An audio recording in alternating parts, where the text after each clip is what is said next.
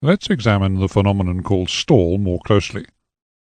We've said that the angle of attack of a compressor blade is the result of the axial velocity of the air passing across it and the rotational speed of the blade. We said that the forces of the air's axial velocity and the engine RPM combine to form a vector, which allows us to find the actual angle of attack of the airflow over the blade. So, a compressor stall can be caused by an imbalance between the rotational speed of the blade and the axial velocity of the air passing across it, which can occur for various reasons, some of which we'll now examine. Use the buttons to increase or decrease the engine RPM and see the effect that has on the blade angle of attack.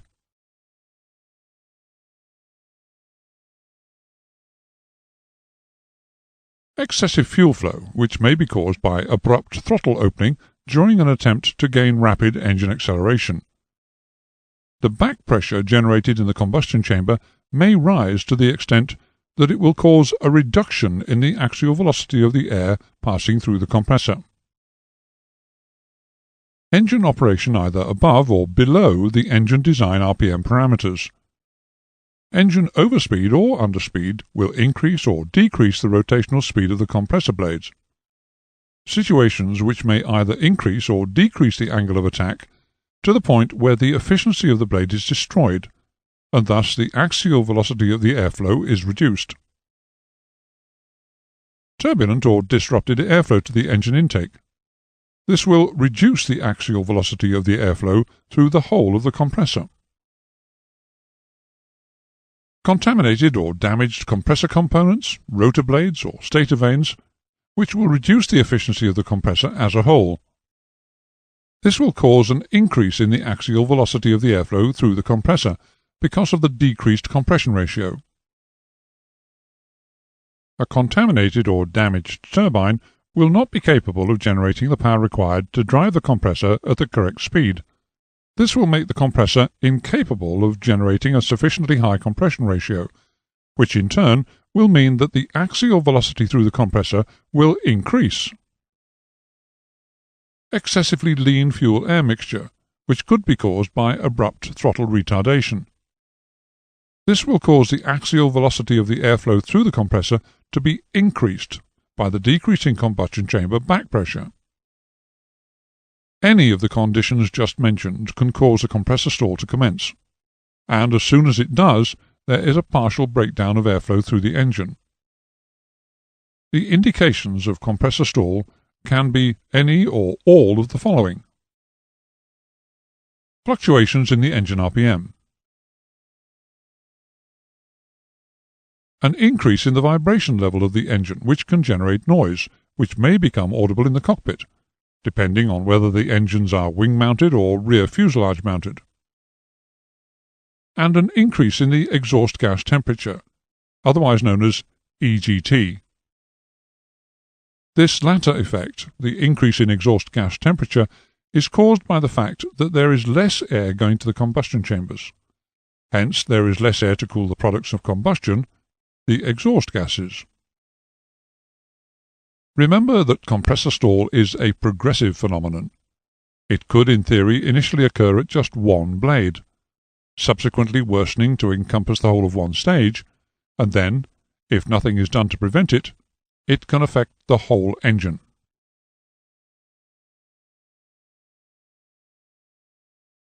The progressive deterioration of the speed of the airflow through the engine, caused by the stall phenomenon, will eventually cause a complete breakdown of airflow through the engine, which we said was called a surge. In severe cases, a surge could cause an instantaneous reversal of the airflow through the engine, with air being expelled through the engine intake with a loud bang. If surge does occur, the throttle of the affected engine must be closed slowly, and the cause investigated. Surge is most commonly caused by either fuel system malfunction or engine control mishandling. In extreme cases, a surge can inflict such large bending stresses on the compressor rotor blades that they contact the stator blades, with potentially catastrophic results. Apart from the loud noise that usually accompanies a surge, there is a large rise in the EGT, and the resulting loss of thrust may cause the aircraft to yaw. The pilot must always be conscious of the causes of stall or surge if he is to prevent either from occurring. Smooth operation of the throttles, both when advancing and retarding them, will ensure reliable and prompt response from the engine. The pilot must also be very aware of the restrictions which RPM and the ambient density place upon the power plant, and amend engine handling accordingly.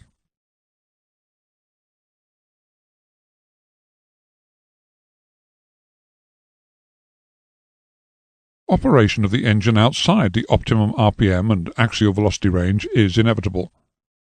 Although design criteria are, after all, aimed at producing the greatest engine efficiency near maximum RPM, engine operation at power settings below that point has to occur if we are to be able to throttle the engine back from full power.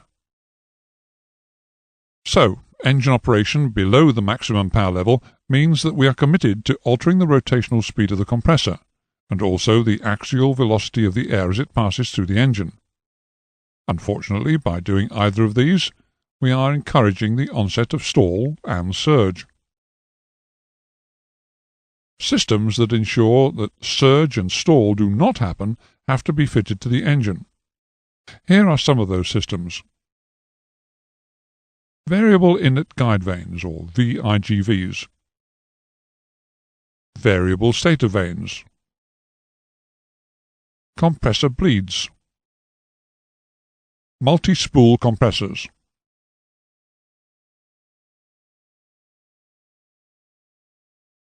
Variable inlet guide vanes, or VIGVs, are fitted to engines which have a particular problem with inherent compressor stall at low RPM or during engine acceleration or deceleration.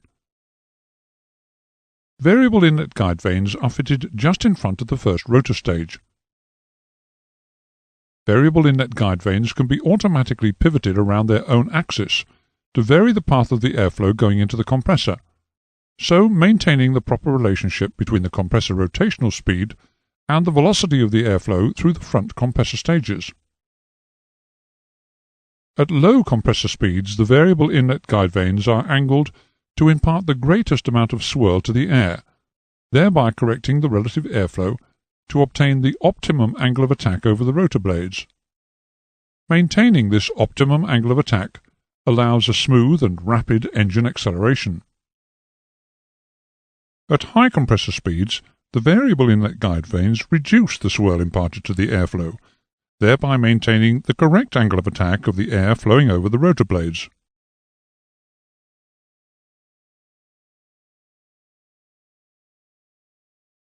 After the first rotor stage has been successfully negotiated, the airflow may still have problems further down the compressor, when the engine is operating at other than its optimum conditions. To minimize those problems, some engines are fitted with variable stator vanes. Variable stator vanes can be pivoted automatically so that as the compressor speed is reduced from the optimum design value, they are progressively closed to maintain the airflow onto the following rotor blades at an acceptable angle of attack.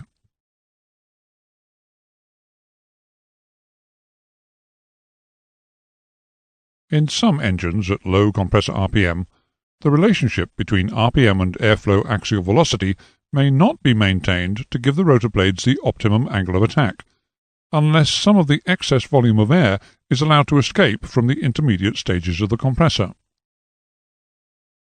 If a compressor bleed valve, like the one shown here, is fitted to the compressor casing at a position adjacent to the intermediate stages of the compressor, it can be opened at low RPM and during engine acceleration to allow some of the excess volume of air to escape.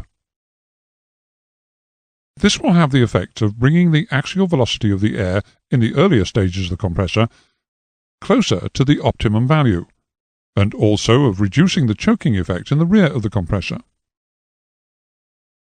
This diagram shows a pneumatically operated compressor bleed fitted to the intermediate compressor section of a bypass engine.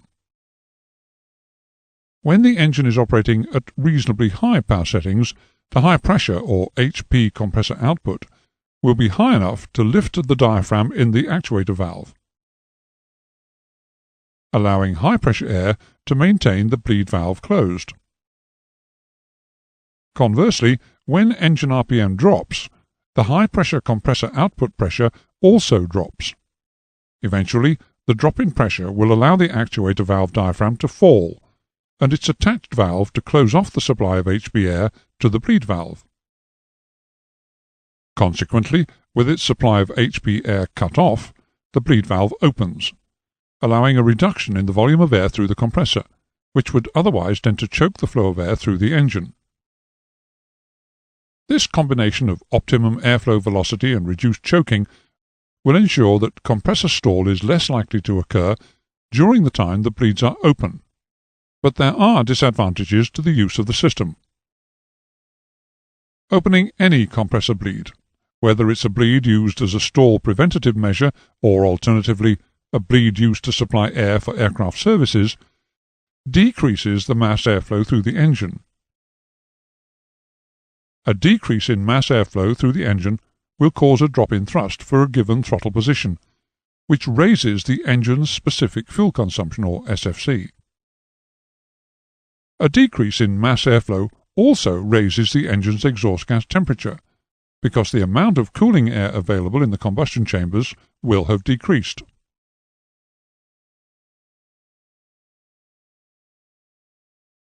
The design of early axial flow engines was developed by adding more compressor stages on one shaft to obtain higher and higher compression ratios.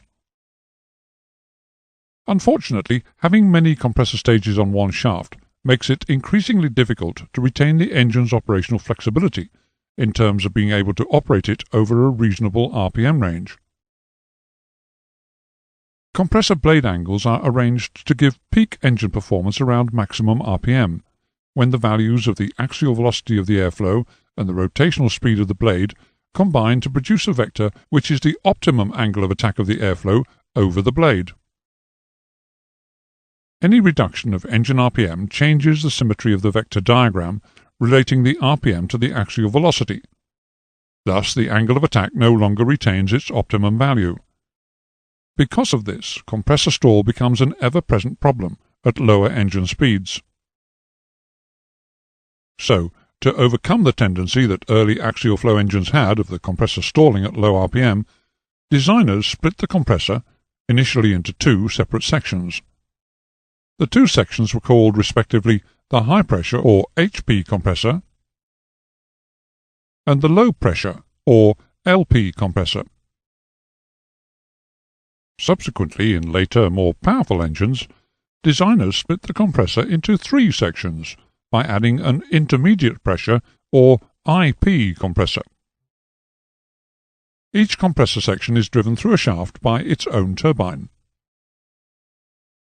At any given power setting, the speed of rotation of the compressors increases in proportion to its pressure status. Thus, the intermediate pressure compressor rotates faster than the low pressure compressor,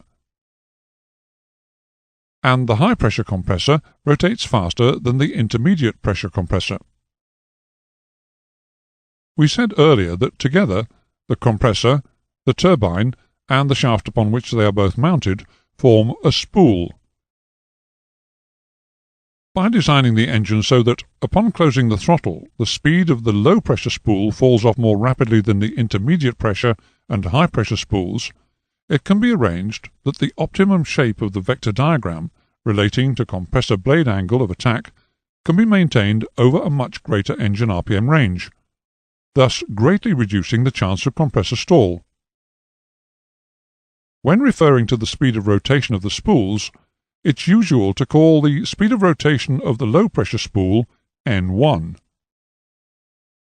and the speed of rotation of the next spool in the engine N2. If the engine has 3 spools, then the speed of rotation of what would be the high-pressure spool would be called N3.